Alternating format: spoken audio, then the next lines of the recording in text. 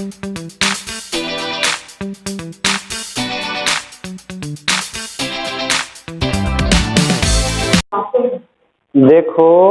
आज हम पढ़ाने वाले हैं मॉडर्न फिजिक्स। मॉडर्न फिजिक्स यदि अच्छा से पढ़ना चाहते हैं तो सबसे पहले 11th क्लास में एक चैप्टर है परमाणु संरचना।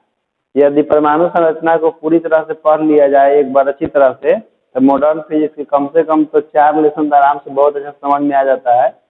क्योंकि वहाँ पर केमिस्ट्री में 11th क्लास में एक लेसन है परमाणु संरचना, और उसी के आधार पर आपका जो मॉडर्न फिजिक्स है पूरा बेस्ड है। इसलिए यदि मॉडर्न फिजिक्स को अच्छा तरह समझना चाहते हैं तो 11th क्लास का वीडियो मैंने अपलोड कर रखा है, जिस चैप्टर का नाम है परमाणु संरचना। एक बार उसको अच्छी तरह से पढ़ लीजिए और उसके बाद ये वाला चैप्टर पढ़िए, तो याद की तरह हो जाता है। ऐसा लगता है कि जैसे पूरा याद ही हो गया मॉडर्न फिजिक्स। तो आज देखिए हम मॉडर्न फिजिक्स पढ़ाने जा रहे हैं। मॉडर्न फिजिक्स में लेसन आपका 20 है। मॉडर्न फिजिक्स 20 लेसन से स्टार्ट है।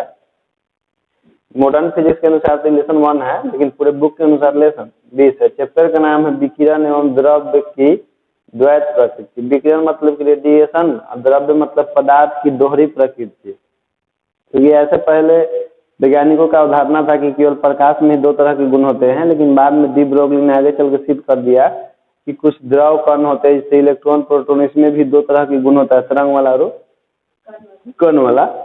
आज तो इसका शुरुआत करते हैं हम लोग। तो सबसे पहले टॉपिक लिखिए गैसों में विद्युत विसर्जन, इलेक्ट्रिक डिस्चार्ज इन गैस।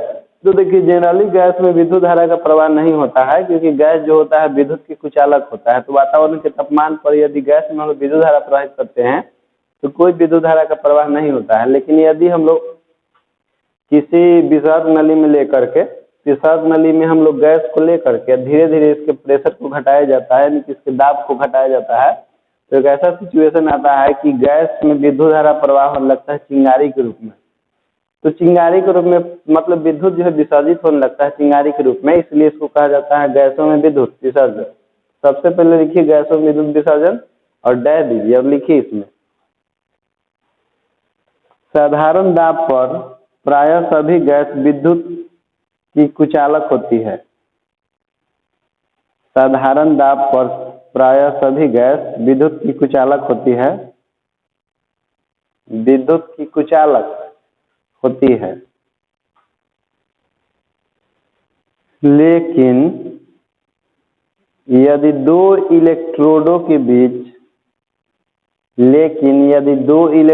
के बीच सामान्य दाब पर बहुत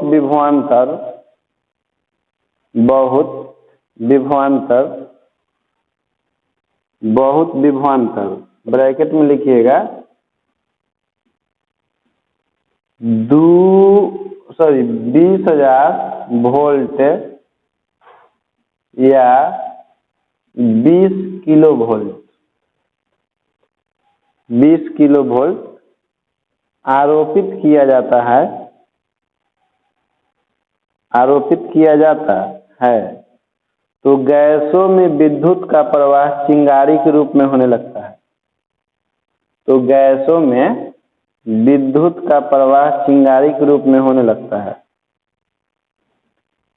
लगता है। जिस घटना को गैसों में विद्युत विसर्जन कहते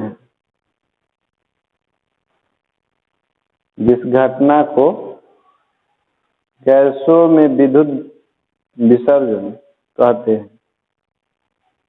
विद्युत विसर्जन कहते हैं।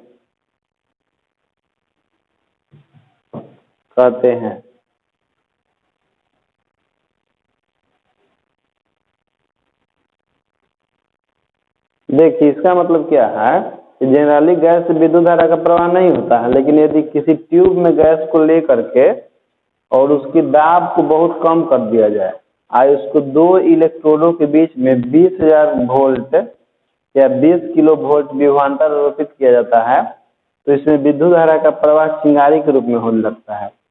तो चूंकि गैस में विद्युत का विसर्जन हो रहा है चिंगारी के रूप में, इसलिए हम गैसों में विद्युत विसर्जन कहते हैं।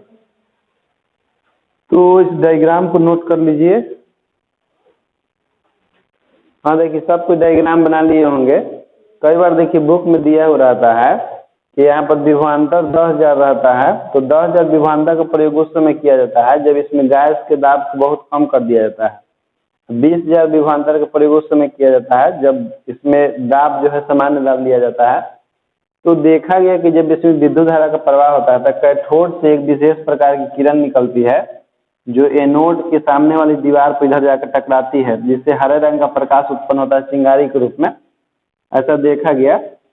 तो इस प्रयोग को सबसे पहले गोल्डस्टीन नामक वैज्ञानिक ने किया था और उन्होंने ही बताया कि जब किसी हम लोग विसर्ग नली में गैस को लेकर के उसे विद्युत धारा प्रवाहित करते हैं तो कैथोड से एक विशेष प्रकार की किरणें निकलती है, जिन किरणों को कैथोड किरणें कहते हैं। जो ये कैथोड किरणें जब जा करके एनोड के दूसरे तरफ दीवार पर टकराती है तो एक चिंगारी उत्पन्न होती है, तो इस चिंगारी को नाम रख दिए कैथोड किरण।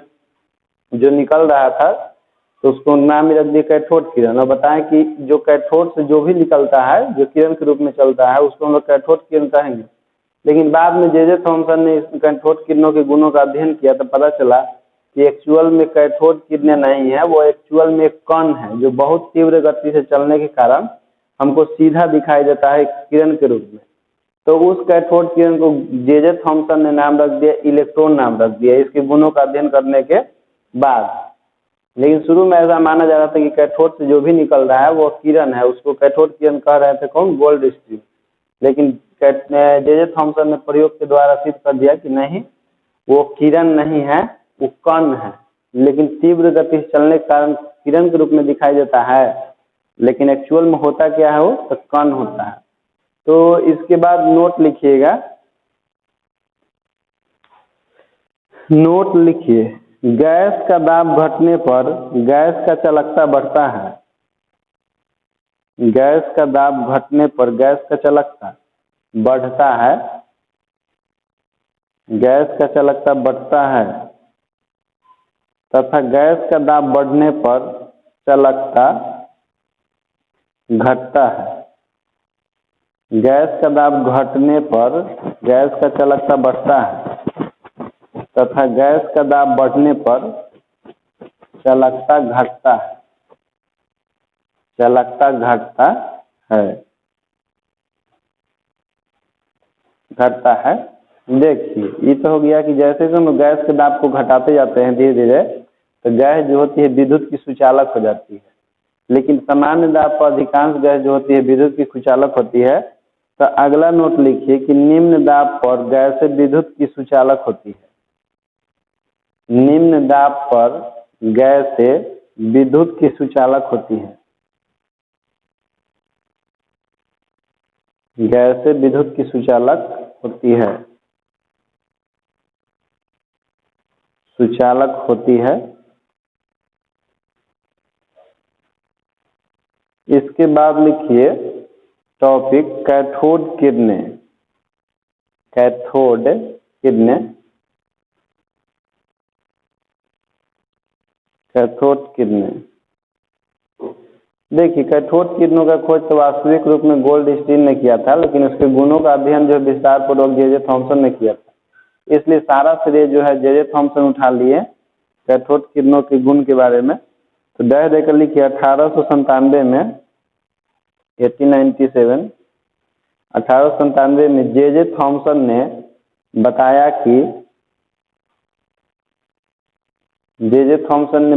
कि कैथोड किरणें वास्तव में ऋण आवेशित, कैथोड किरणें वास्तव में ऋण आवेशित अति सूक्ष्म कणों से बनी होती है, अति सूक्ष्म कणों से बनी होती है। कैथोड किरणें वास्तव में ऋण आवेशित अति सूक्ष्म कणों से बनी होती है, जिन कणों को इलेक्ट्रॉन कहते हैं, जिन कणों को इलेक्ट्रॉन कहते हैं, जिन कणों को इलेक्ट्रॉन कहते हैं, इलेक्ट्रॉन कहते हैं। इसके बाद लिखिए कैथोड किरणों के गुण, कैथोड किरणों के गुण। कैथोड किरणों के गुण। देखिए, कैथोड किरणों के गुणों का अध्ययन विस्तार पूर्वक जे थॉमसन ने किया है और उन्होंने बताया कि कैथोड किरण जो होता है सीधी रेखा में गमन करता है, कि कैथोड से निकलता है और वह सीधी रेखा में एकदम चलता है, इधर उधर डाइवर्ट नहीं होता। कब तक? जब तक लेकिन इसको विद्युत क्षेत्र चुंबकीय क्षेत्र से नहीं गुजारा जाए तब तक एकदम सीधे चलते रहेगा। तो लिखिए नंबर 1 कि यह सरल रेखा में चलती है। यह मतलब कौन? कैथोड किरण। यह सरल रेखा में चलती है। चलती है कि चलता है? चलती है। किधर चलती है भाई? यह सरल रेखा में चलती है। दूसरा लिखिए, यह कैथोड तल के ठीक लंबवत दिशा में निकलती है। यह कैथोड तल के ठीक लंबवत दिशा में निकलती है। यह कैथोड तल के ठीक लंबवत दिशा में निकलती है। लंबवत दिशा में निकलती है। देखिए, कहने का मतलब है कि इससे निकलता है ना, ये हो गया कैथोड, एक तल पर क्या होता है? लंबवत, यानी किस तरह से निकलता है? 90 डिग्री कोण बना के। तो कैथोड मतलब ई मत समझिएगा कि खाली एगो पाई एगो है। कैथोड मतलब धातु के कोई प्लेट है ऐसा, लेकिन हम रख दिए ऐसे न बनाए है ना, इसलिए खाली ई वाला दिखाई दे रहा है। केवल यही ना दिखाई दे रहा है ना, लेकिन एक्चुअल में है ऐसा। सामने से थोड़ी नजर आएगा ये वाला भाग। यहाँ से कैथोड किरण इस तरह से निकलता है, समय का तल पर लंबवत होगा। हम ऐसे बना सकते हैं बोर्ड पर भले कॉपी मतलब प्लेट है, लेकिन ऐसे थोड़ी बना सकते हैं उत्थल को 3 डायमेंशन, इसलिए केवल ई वाला दिखाई दे रहा है। ऐसा मत समझिएगा कि ई खाली ऐसा है, एक्चुअल में ऐसा है पूरा कैथोड प्लेट। तीसरा लिखिए, इसमें बहुत अधिक गतिज ऊर्जा होती है। इसमें बहुत अधिक गतिज ऊर्जा होती है। इसमें बहुत अधिक गतिज ऊर्जा होती है।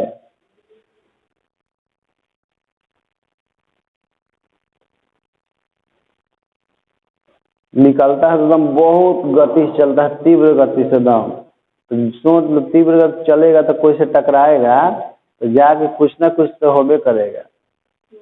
तो अगला लिखिए, चौथा नंबर, इन किरणों पर आवेश का मान, इन किरणों पर आवेश का परिमाण लिखिएगा।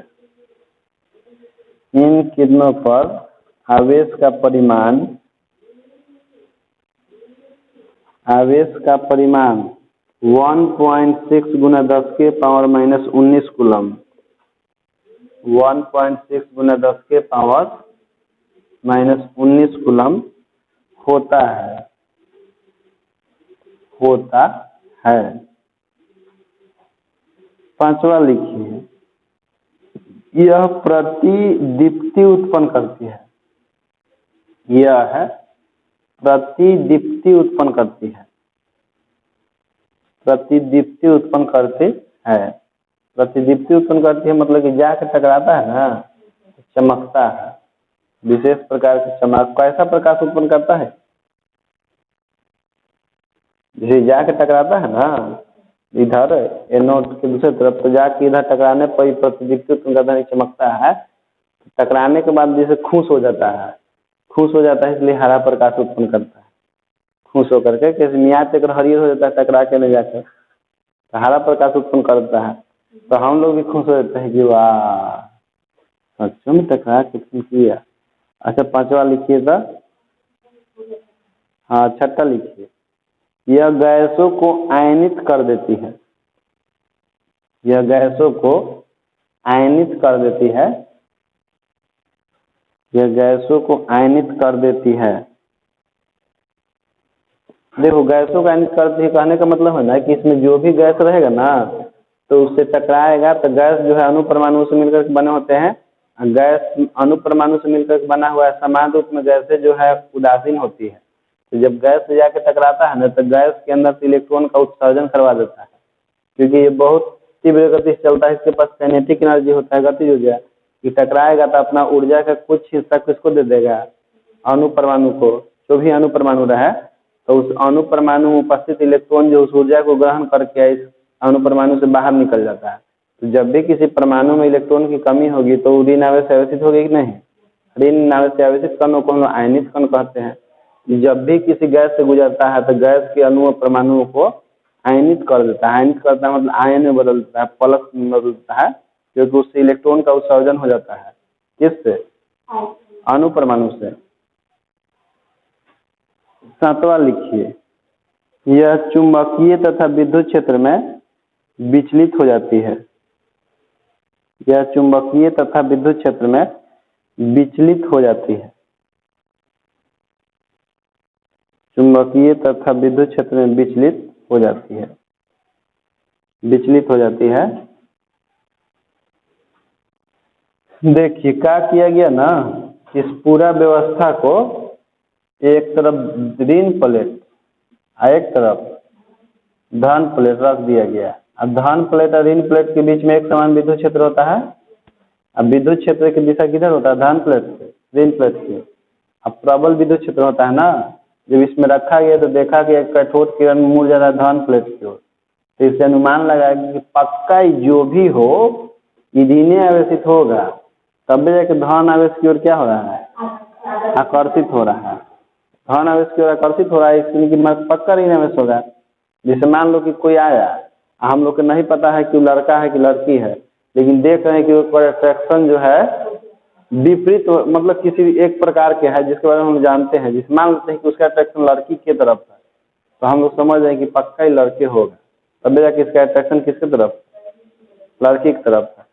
तो उसी तरह से ज्ञात था कि धन प्लेट और ऋण प्लेट, देखा गया कि धन प्लेट की ओर झुक रहा है, इसका मतलब कि पक्का ऋण आवेशित होगा, तभी तो धन प्लेट की ओर झुक रहा है, क्योंकि धन प्लेट की ओर कौन आकर्षित होता है, ऋण आवेशित होता है। तो अनुमान लगा लिया गया।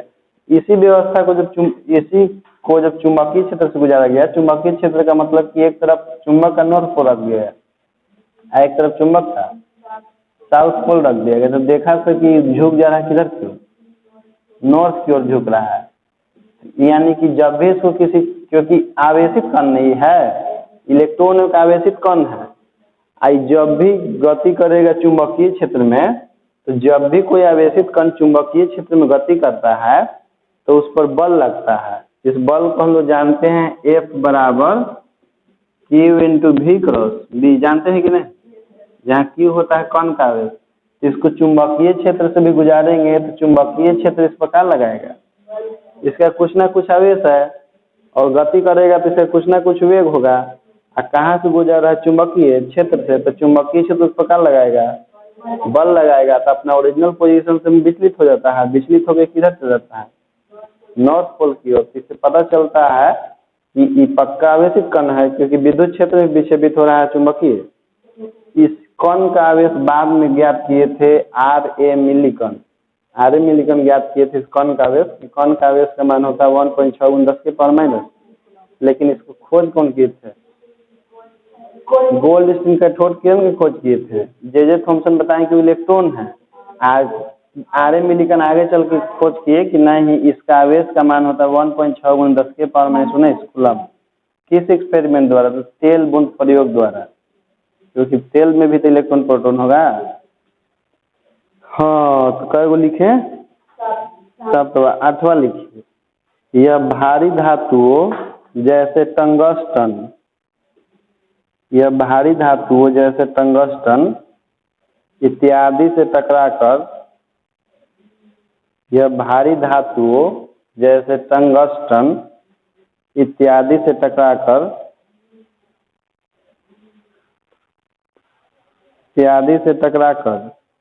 एक्स किरणें उत्पन्न करती है,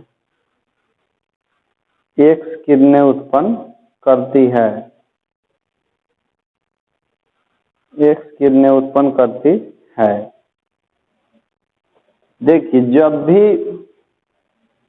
कठोर किरण किसी भारी धातु के प्लेट से टकराती है, भारी धातु मतलब जैसे टंगस्टन हो गया, मॉलिब्डेनम हो गया। भारी धातु मतलब ही नहीं कि दम उठाए तो दम भारी है, उठ ही नहीं रहा है। भारी का मतलब होता है कि जिसका परमाणु संख्या बहुत अधिक हो। जैसे टंगस्टन हो गया, तो जैसे कैथोड किरण जब देखा गया कि भारी धातु से टकराता है आकर के, तो इससे एक विशेष प्रकार का किरण निकलता है, जिस किरण का नाम रख दिया था कुछ एक्स किरण। एक्स किरण का खोज किए थे पहला बार रोंटजन, जर्मनी के एक वैज्ञानिक थे रोंटजन, जिसको प्रयोग कर रहे थे, तो देखे न कि वो एक से विशेष प्रकार का कुछ निकल रहा है जो पेपर की पार से ऊपर चला जा रहा है।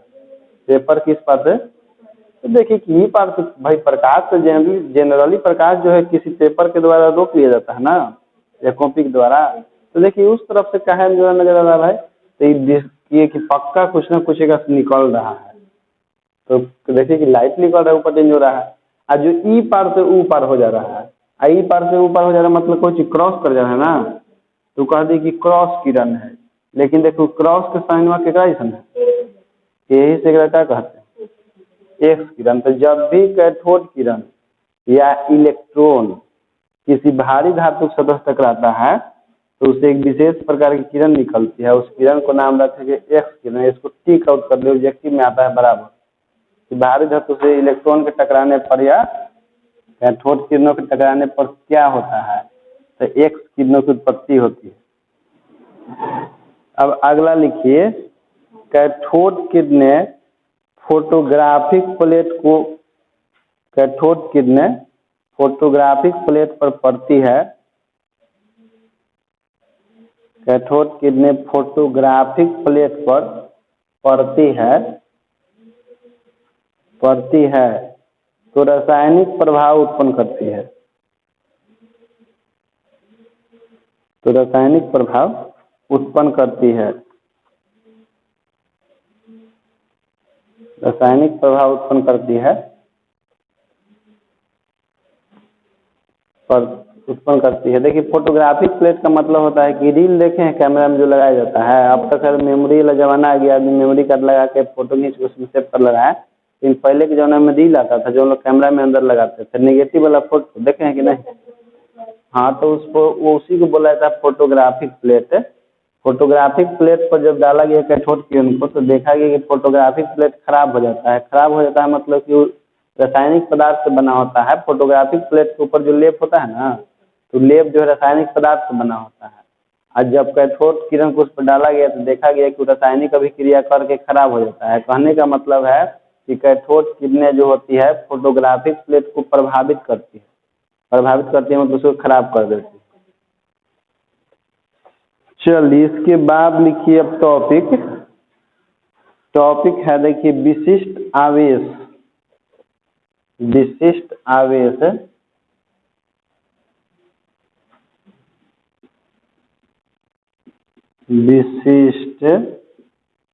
आवेश लिखिए। देखिए विशिष्ट आवेश होता क्या है कि किसी भी आवेशित कण के आवेश, कोई भी आवेशित कण है उसका आवेश है, और हम लोग जानते हैं कि दुनिया में कोई भी आवेशित कण हो वो द्रव्यमानहीन तो नहीं होता है, क्योंकि प्रत्येक आवेशित कण का कुछ ना कुछ द्रव्यमान होता है।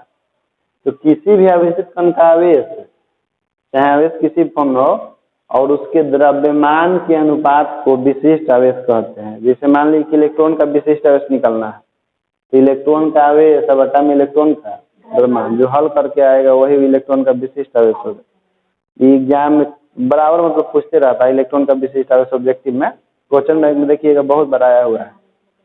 विशिष्ट आवेश लिखिए, किसी आवेशित कण के आवेश तथा उसके द्रव्यमान के अनुपात को,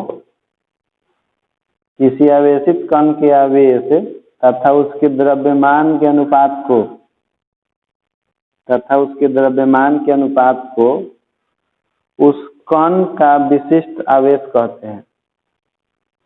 उस कण का विशिष्ट आवेश कहते हैं, विशिष्ट आवेश कहते हैं। अर्थात विशिष्ट आवेश बराबर आवेशित कण के आवेश का परिमाण, आवेशित कण के आवेश का परिमाण बटा में उस आवेशित कण का द्रव्यमान। आवेशित कण के आवेश का परिमाण अब बटा उस आवेशित कण का द्रव्यमान, उस आवेशित कण का द्रव्यमान, आवेशित कण का द्रव्यमान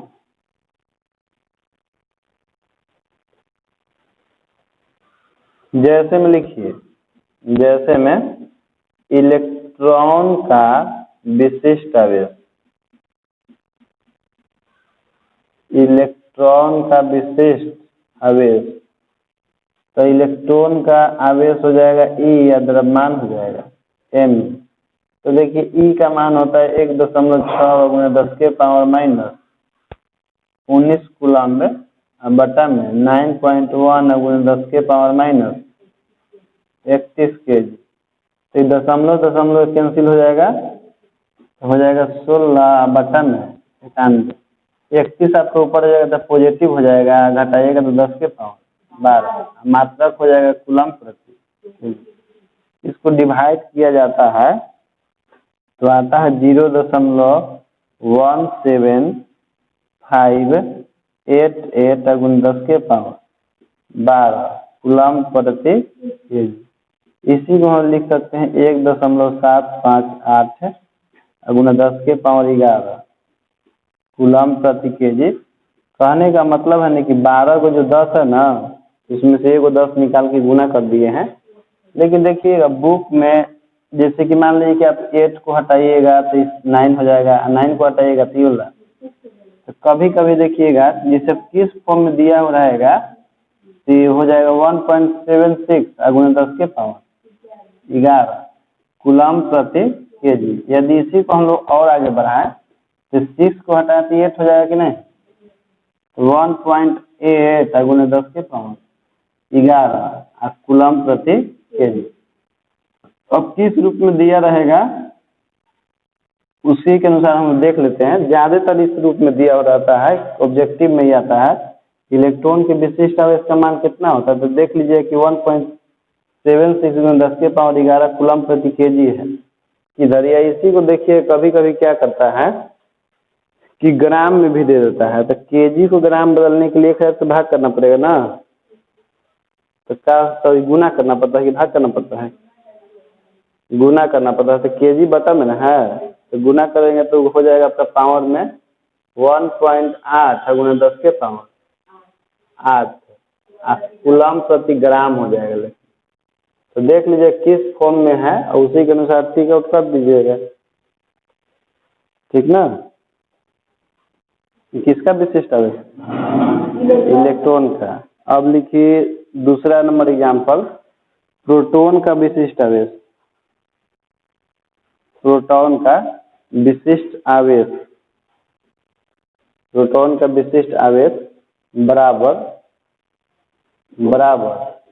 E बटा में MP, E बटा MP। देखिए इलेक्ट्रॉन का आवेश होता है 1.6 × 10⁻19 कूलम्ब। इसका द्रव्यमान कितना होता है 9.1 × 10, 9.1 नहीं होता है 1.673 × 10⁻27 kg होता है। तो इसको सोल्व कीजिएगा तो सोल्व करके आपका आता है इतना, आता है 9.56 से और गुना में 10⁻7 और कूलम्ब प्रति केजी। जब इसी को हम लोग ग्राम में बदलते हैं तो कितना हो जाएगा 9.56 × 10⁻4 कूलम्ब प्रति ग्राम। अब ज्यादातर इलेक्ट्रॉन वाला ही आता है एग्जाम में, प्रोटॉन वाला बहुत कम आता है। तो यूँ कहा जाए कि आज तक आया ही नहीं है। इसके बाद तो आपको लिखिए धन कितने या कैनाल कितने या एनोड कितने, धन कितने या कैनाल कितने या एनोड कितने।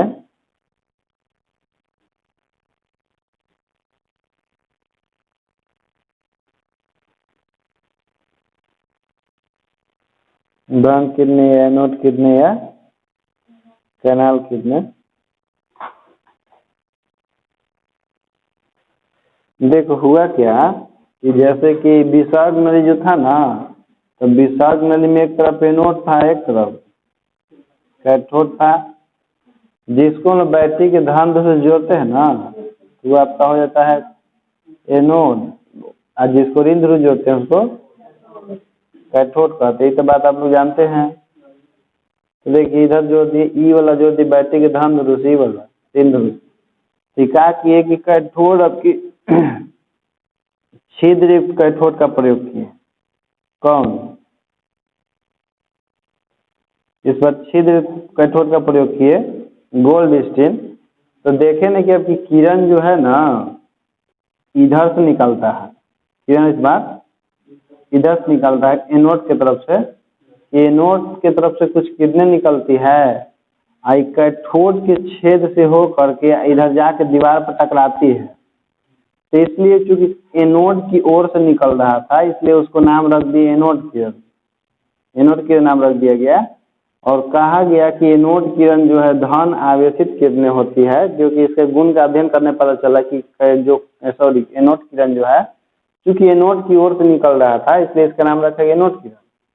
आज चूंकि इसका अध्ययन करने पता चला गुण का कि धन आवेश से आवेशित है, और चूंकि होल से होकर के निकल रहा था ना, होल से होकर के जाकर ये दीवार पर टकरा रहा था, तो होल से निकलने का इसका नाम रख दिया गया कैनाल किरण। ठीक ना? तो लिखिए इसमें डैश देकर 1886 में गोल्ड स्टीन ने पाया कि 1886 में गोल्ड स्टीन ने पाया कि विसर्ग नली में यदि छिद्र युक्त कैथोड का प्रयोग किया जाए, विसर्ग नली में यदि छिद्र युक्त कैथोड का प्रयोग किया जाए तो निकलने वाली किरणें कैथोड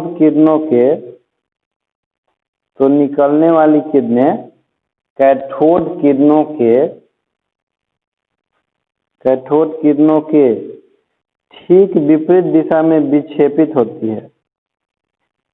ठीक विपरीत दिशा में विक्षेपित हो जाती है। ठीक विपरीत दिशा में विक्षेपित हो जाती है और एनोड की ओर से कुछ किरणें निकलती है,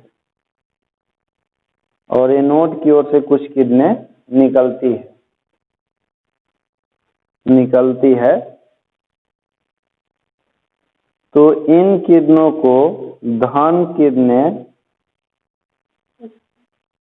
निकलती के बाद लिखिए, तो इन किरणों को धन किरणें या कैनाल किरणें या एनोड किरणें कहते हैं।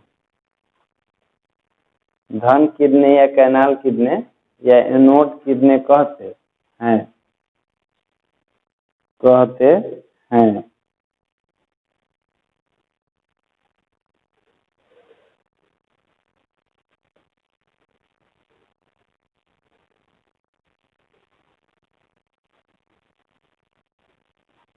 देखो फिर बाद में अध्ययन करने पर चला कि जो किरण निकल रहा है एनोड की ओर से ना, तो वास्तविक रूप में एनोड से नहीं निकलता है, क्योंकि कैथोड से जो किरण निकलता है वो कैथोड किरण रहता है।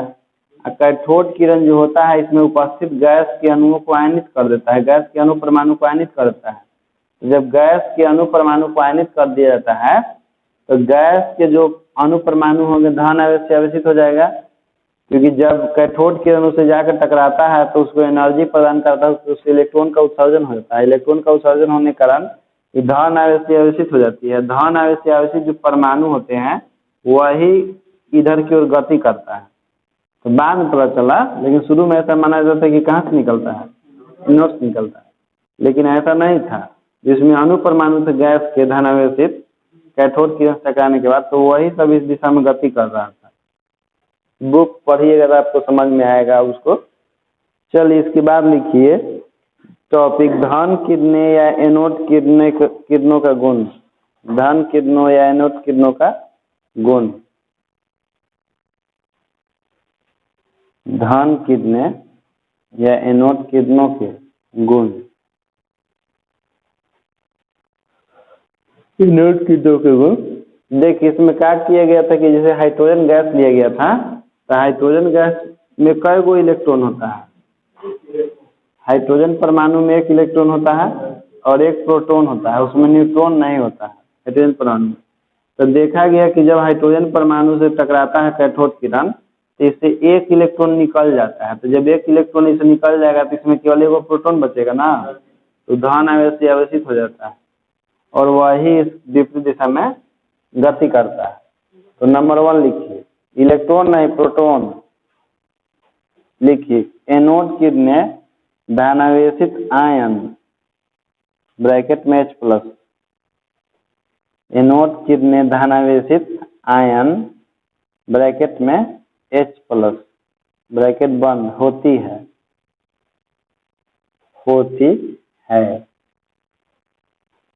दूसरा लिखिए, ये किरणें सीधी रेखा में चलती है, ये किरणें सीधी रेखा में चलती है,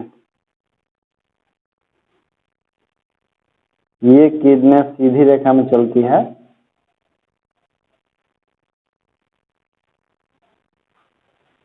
तीसरा लिखिए, ये किरणें प्रदीप्ति एवं स्फुरदीप्ति उत्पन्न करती है, ये किरणें प्रदीप्ति एवं स्फुरदीप्ति उत्पन्न करती है, प्रदीप्ति एवं स्फुरदीप्ति उत्पन्न करती है। मतलब कि जाके टकराएगा जैसे दीवार पर ना, तो चमकता है, वो विशेष प्रकार का लाइट उत्पन्न करता है, क्योंकि इसके पास एनर्जी होता है, गति कर रहा है, काइनेटिक एनर्जी। तो जाके दीवार पर टकराएगा तो काइनेटिक एनर्जी किसमें बदल जाएगा? लाइट के रूप में बदल जाता है। अगला लिखिए चौथा, यह विद्युत एवं चुंबकीय क्षेत्र में विक्षेपित हो जाती है, यह विद्युत एवं चुंबकीय क्षेत्र में विक्षेपित हो जाती है।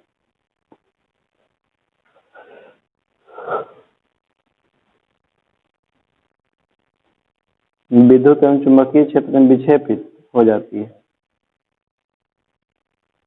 पांचवा लिखिए, इसमें एल्यूमिनियम को भेदने, इसमें एल्यूमिनियम को भेदने एवं गैस को आयनित करने की क्षमता होती है, इसमें एल्यूमिनियम को भेदने एवं गैस को आयनित करने की क्षमता होती है, आयनित करने की क्षमता होती है। इसमें इतना क्षमता होता है ना कि एल्यूमिनियम को भेद सकता है, पार से ऊपर निकल सकता है, और जिस गैस से गुजरेगा तो गैस को आयन बदल देगा। आयन मतलब कि वो भी धनावेशित का ऋणावेशित, धनावेशित से ऋणावेशित हो जाएगा। अगला लिखिए, धन किरणों पर आवेश का मान 1.6 गुना 10 के पावर माइनस 19 कूलम होता है। धन किरणों पर आवेश का मान 1.6 गुना 10 के पावर माइनस 19 कूलम होता है। जैसे बाद में पता चला ना कि एक्चुअल में ये जो है ना, ये कोई कण नहीं है, सॉरी कण नहीं, किरण नहीं है, ये एक प्रकार का कण है जो तीव्र गति से चलता है, तो हमको किरण के रूप में दिखाई देता है, लेकिन है एक्चुअल में कुछ चीज कण। तो एक नाम रख दिया था आगे चल के प्रोटॉन, क्योंकि हाइड्रोजन में से एक इलेक्ट्रॉन निकल जाता था, खाली कौन सी बचता है? केवल प्रोटॉन बच जाता है, और धन आवेश से आवेशित होता है। आई जब विद्युत क्षेत्र से गुजरेगा तो विद्युत क्षेत्र आवेशित कण पर बल लगाता है, ये अपना मूल पद से विचलित हो जाता है, विक्षेपित हो जाता है। और चुंबकीय क्षेत्र से भी इसको गुजारिएगा धन आवेशित कण को, तो इस पर चुंबकीय बल लगेगा, क्योंकि जो कि 6th लेसन में पढ़ा है विद्युत धारा चुंबकीय प्रभाव में, कि जब कोई आवेशित कण चुंबकीय क्षेत्र में गति करता है तो उसको बल लगता है, तो बल लगेगा तो अपना मूल स्थान से क्या हो जाएगा? विचलित हो जाएगा। तो देखा गया कि विद्युत क्षेत्र में चुंबकीय क्षेत्र विक्षेपित होकर करता है, प्लस की यह धन आवेशित होता है। और यह भी देखा गया कि जैसे कि इसको एक तरफ रख दिया गया ऋण प्लेट, एक तरफ रख दिया गया धन प्लेट, तो देखा गया नहीं कि जो ये इधर से आ रहा था ना, उसका झुकाव जो है ऋण प्लेट की ओर था, इसका झुकाव ऋण प्लेट की ओर था। तो ऋण प्लेट की ओर कौन आकर्षित हो सकता है? कोई धनावेशित कण है। तो इसे निष्कर्ष निकाला गया कि ऋण प्लेट की ओर आकर्षित हो रहा है, इसका मतलब पक्का कोई धनावेशित कण ही होगा, क्योंकि ऋणावेशित जो होते हैं वो धन प्लेट की ओर आकर्षित होते हैं, और जो धनावेशित होते हैं ऋण प्लेट की ओर आकर्षित होते हैं। फिर इसके चुंबक रखा गया, चुंबक रखा गया वो तरफ नॉर्थ, एक तरफ साउथ। इस चुंबक का नॉर्थ इधर है, इस चुंबक का साउथ इधर है, नॉर्थ नीचे है। तो दोनों चुंबक ध्रुव के बीच में शक्तिशाली चुंबकीय क्षेत्र होता है, इससे गुजारा गया तो देखा गया कि साउथ की ओर झुक जा रहा है।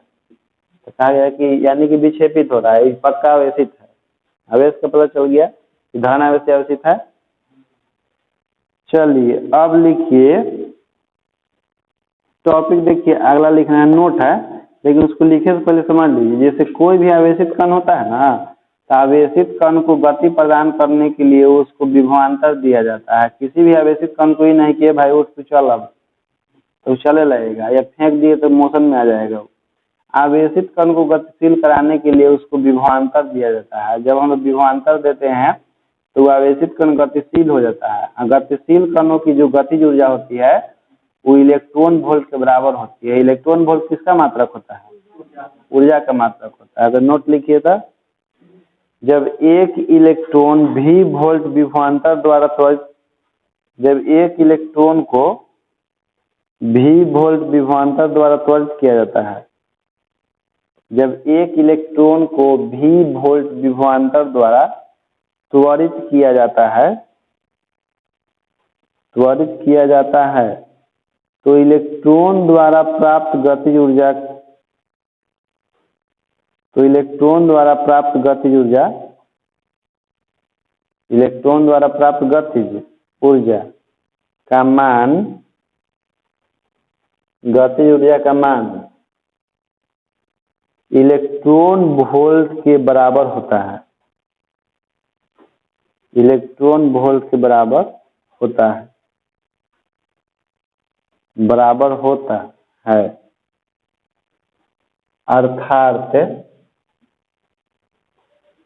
अर्थात इलेक्ट्रॉन की गतिज ऊर्जा बराबर इलेक्ट्रॉन वोल्ट, अर्थात इलेक्ट्रॉन की गतिज ऊर्जा बराबर इलेक्ट्रॉन वोल्ट, इलेक्ट्रॉन वोल्ट। तो देखिए इलेक्ट्रॉन जो है द्रव्यमान वाला कण है, और द्रव्यमान वाला कण का भी वेग से यदि गतिशील होगा तो उसमें गतिज ऊर्जा होगा हाफ mv², और यह जो है इलेक्ट्रॉन वोल्ट के बराबर होता है। तो इलेक्ट्रॉन वोल्ट को हम लिखते हैं E इंटू भी। इसमें E वाला भी विभवांतर होता है और E वाला भी जो है वेग होता है, ठीक ना। अब देखिए इसमें आता क्या है एग्जाम में कि देखिए इस तरह से आता है कि जब एक इलेक्ट्रॉन को भी वोल्ट विभवांतर द्वारा त्वरित किया जाता है तो उसका वेग का फॉर्मूला बताएं कि उसका वेग का सूत्र क्या होता है। तो वेग तो इसमें ही वाला ना है, ये तो विभवांतर है, तो 2 को ने भेज देंगे गुना में तो हो जाएगा 2ev, m को भेज देंगे भागा में तो कहा जाएगा। कभी कभी m की जगह पर m ही रहता है क्योंकि मास ऑफ इलेक्ट्रॉन, तो उसे कंफ्यूज नहीं होना है, ठीक ना। इधर से स्क्वायर हटाएंगे तो क्या हो जाएगा, रूट हो जाएगा, तो हो जाएगा 2ev या बटा में s। इसको नोट कीजिए, लेकिन ध्यान रखिएगा कि जो हम निकाले हैं ये वेग है, जो रूट के अंदर में है वो आपका विभवांतर है। चलिए इसके बाद सब कोई 1 इलेक्ट्रॉन वोल्ट लिख के दे दीजिए। देखिए 1 इलेक्ट्रॉन वोल्ट होता क्या है कि जब हम लोग किसी एक इलेक्ट्रॉन को 1 वोल्ट विभवांतर दे करके त्वरित करते हैं यानी गतिशील कराते हैं, तो इलेक्ट्रॉन के द्वारा प्राप्त गतिज ऊर्जा को ही उसका 1 इलेक्ट्रॉन वोल्ट कहते हैं। यानी कि जितना ऊर्जा प्राप्त कर लेगा उसी ऊर्जा के मान को क्या कहेंगे, 1 वोल्ट, 1 इलेक्ट्रॉन वोल्ट कहेंगे। तो लिखिए जब कोई इलेक्ट्रॉन को 1 वोल्ट के विभवांतर द्वारा त्वरित किया जाता है, जब कोई इलेक्ट्रॉन को 1 वोल्ट के विभवांतर द्वारा त्वरित किया जाता है, तो इलेक्ट्रॉन के द्वारा प्राप्त गतिज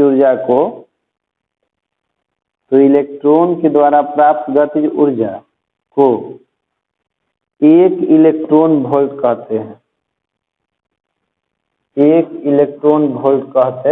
हैं। अर्थात एक इलेक्ट्रॉन वोल्ट बराबर 1.6 गुना 10 के पावर माइनस 19 जूल। इसको एक बार और हम पढ़ाए थे जब लेसन 3 पढ़ा रहे थे विभवांतर, तो उसमें भी पढ़ाए थे दोनों फॉर्मूला भी, और बताया था कि इलेक्ट्रॉन वोल्ट किसका मात्रक होता है, क्योंकि इधर जूल ना है, इक्वेशन के नियम से LHS RHS हमेशा बराबर होता है। यदि राइट साइड में एनर्जी है तो लेफ्ट साइड में भी, ठीक ना। अब बाएं हाथ में ऊर्जा तो दाएं हाथ में कुछ ऊर्जा, क्योंकि एक पंख से आदमी तो उड़ नहीं सकता है। चलिए आगे लिखे नोट, लिखो बालक, 1 मेगा इलेक्ट्रॉन वोल्ट बराबर